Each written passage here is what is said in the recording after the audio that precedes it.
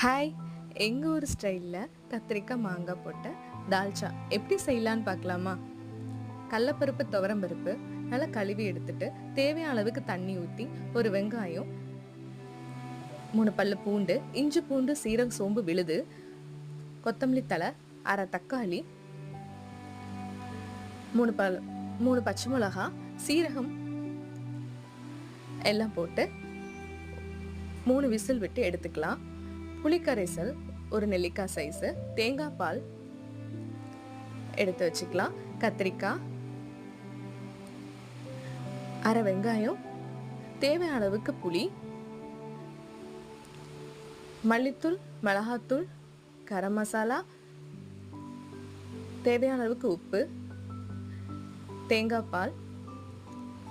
மாங்காய் போட்டு உங்களுக்கு தேவையான அளவுக்கு புளிப்பு தேவையான அளவுக்கு மாங்காய், குக்கர் விசில் விட்டு ஒரு விசில் விட்டு எடுத்து